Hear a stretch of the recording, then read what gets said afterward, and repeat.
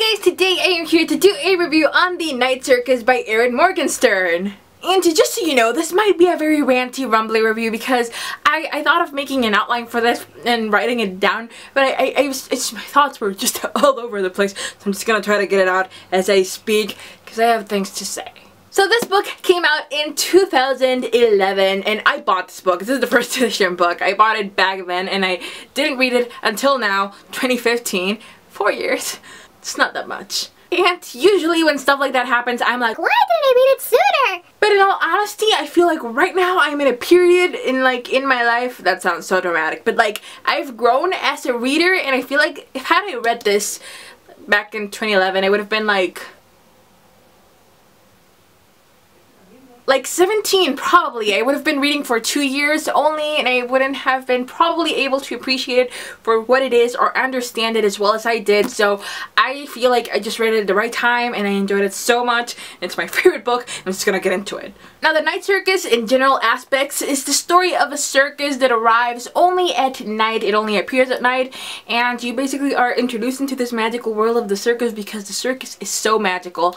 And you know, you see all of that, but behind like the scenes and when the doors close and everything, there's a whole other storyline going there. There's a huge competition, a magic competition. I will read a little bit of the summary for this. But behind the scenes, a fierce competition is underway, a duel between two magicians, Celia and Marco. The circus is but the stage for a remarkable battle of imagination and will. Despite themselves, however, Celia and Marco tumble headfirst into love, a deep, magical love that makes the lights flicker and the room grow warm whenever they so much as brush hands. True love or not, the game must play out, and the fates of everyone involved, from the cast of extraordinary circus performers to the patrons, hang in the balance, suspended as precociously as the daring acrobats overhead.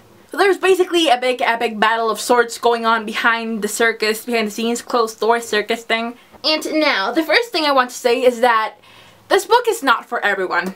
It's not.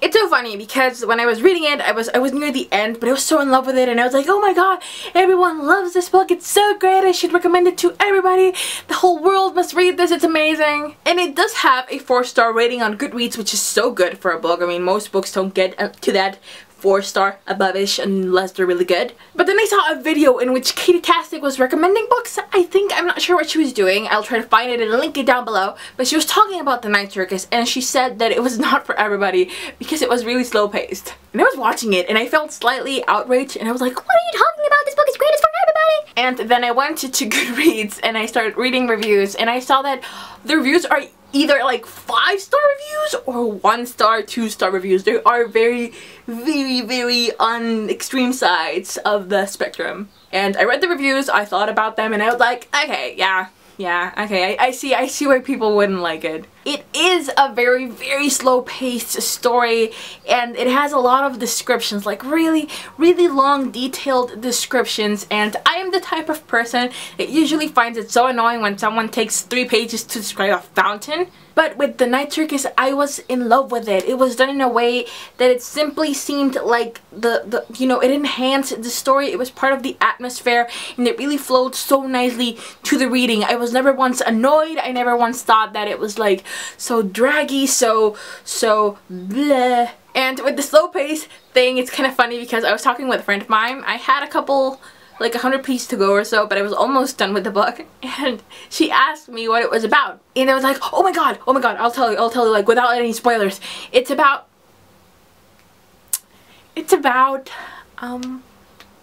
I realized that I didn't know anything at all, like different from the thing you gather from the summary, like that there's a battle of sorts, and that's all I knew because they hadn't explained anything through the whole book. I didn't know what were the terms of the contest or who was going to win. I didn't know why there was a contest in the first place. I didn't know why the things that were happening in the circus. I didn't know anything. So for a good solid 3/4 of the book, you don't get any information at all. You're just being part of it and you're still learning.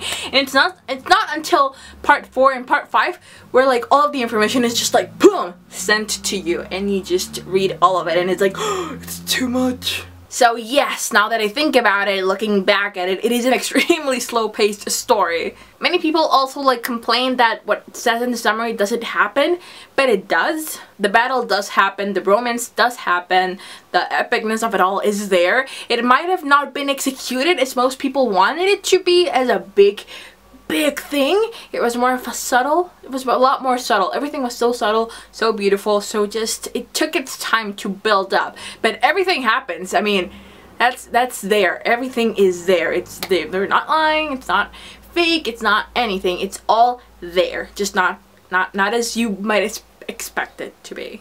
I think that to see if you're going to like it, you should read the first 3 chapters. Like, those are pretty good. And if you start feeling sort of getting, like, yourself getting into the story, and you start feeling a magical bubbly feeling inside you, you should continue. You're going to love it. If you think it's kind of draggy and it's kind of not that awesome, then it's not gonna get better. That's the one thing I kind of found between everyone. You either have the feeling or you don't. Now, when I finished the book, it was like 2 in the morning and I was so tired, but I kept reading, and I remember I had a thought and I wrote it down. So what I wrote was, the whole story was like a dream. I was never able to fully grasp what was happening, where the story was going, put a face to each character, but I was able to experience it. It was magical and very confusing. I don't have a particular favorite character. I couldn't even clearly tell you all of the names of the people that were there, you know? I didn't feel quite as attached to them. It felt like a dream. Like when you dream, exactly like that. Like you can tell it's not real, that there's sort of this magical, whimsical feeling to everything. In when you wake up, you can't exactly place everything together, but you know you experience it, and you wake up with either the fear, the magicalness of it all, confusing. And this story was pretty confusing because, like I said, for the first 296 pages, you don't know shit.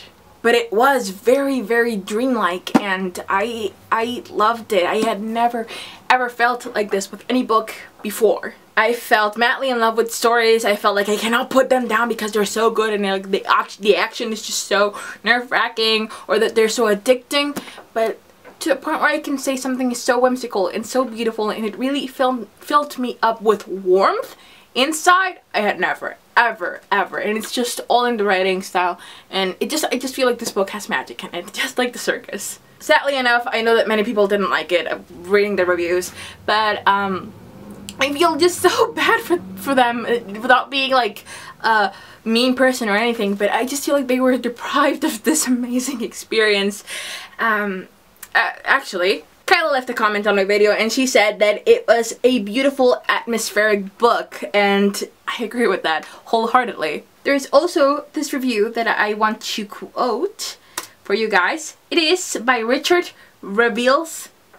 Censorship always in all ways. What? That's his username. I will leave a link to the review down below so that you can read it all if you want. He gave it 5 stars, and I'm just going to quote something. The night circus was like smelling a magnolia blossom. Perfect, sweet, rich, satisfying, a need I didn't know I had until it was met. But to examine it, to handle it, even gently, risks that somehow the magical, smooth, gorgeously textured vessel of chastely erotic pleasure that this book is will let it begin, inexorably and inevitably to brown and curl and die and become just a wonderful book. That's poetry, people, and I couldn't have described it in a better way. I wish I had come up with that, but I'm not capable of writing something like that. The review is linked down below completely. It's just 3 paragraphs, but that sums it up, all of it. And I actually want to read you something that's nearly at the last page. It's not a spoiler, it's just something that's there. Where is it? It's not a spoiler, it's just a small little piece at the very end, just a little bit of a paragraph. It says, he's talking about stories, the person saying this is talking about stories, and he says, someone needs to tell those tales. When the battles are fought and won and lost, when the pirates find their treasures and the dragons eat their foes for breakfast with a nice cup of lapsang souchong, someone needs to tell their bits of overlapping narrative. There's magic in that. It's in the listener, and for each and every ear it will be different, and it will affect them in ways they can never predict. From the mundane to the profound, you may tell a tale that takes up residence in someone's soul, becomes their blood and self, and propose. That tale will move them and drive them, and who knows what they might do because of it, because of your words. The author knew what she was making. She was making a beautiful, whimsical story that moved my soul, but she also knows that stories affect everyone in a different way, and it might not have the same impact that it had on others. And that's the beauty of storytelling, you know? You write a book and you just put it out there for the world, and everyone takes what it can from it. I think that reading is a very personal experience, because even if I love it and you loved it, we will both love it in different ways to a certain extent. We each experience it differently, and I just love this book so much. I will cherish this book forever. It looks gorgeous while it does check it, and the whole design is just beautiful, beautifully done. It's just, there was love put into it. So I highly suggest that you get the hardcover, because it's so beautiful. I think I would love to reread it later on, like years later on, to see how I feel about it now, and experience it now that I know the ending, because it's going to be a whole different thing now. And yeah, I can't really tell you a lot more about like the characters or anything, because it's really something to be experienced, and it's just that. It's everything.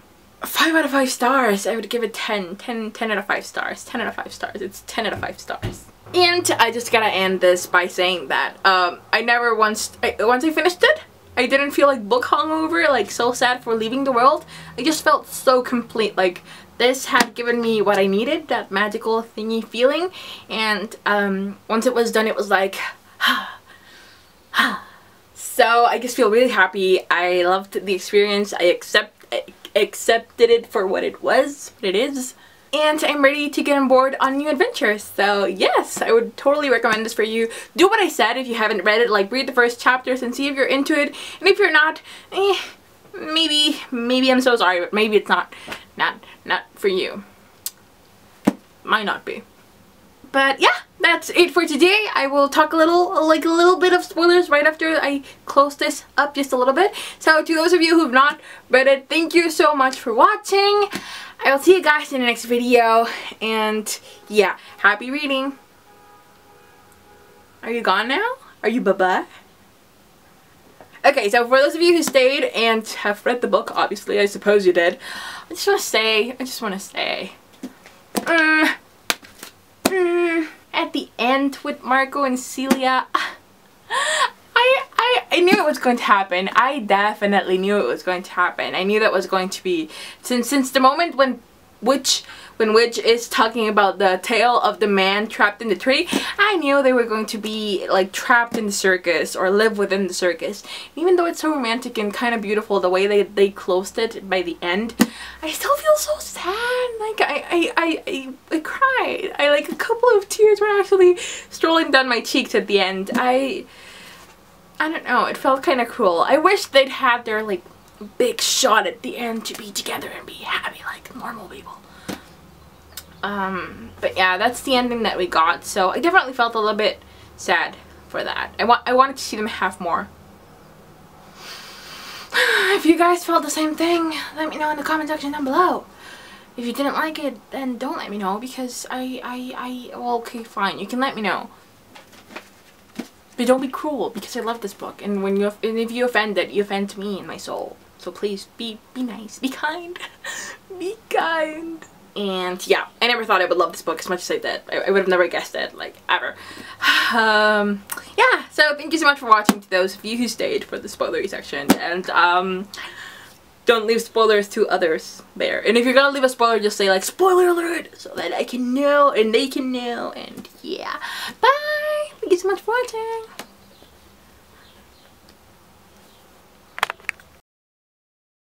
I think am I in focus? For the proposed by their who have been trained by childhood expressly for this proposed by their mercurial instructors. Expressly for this proposed by their mercurial instructors. And and I just want to end by saying that bus.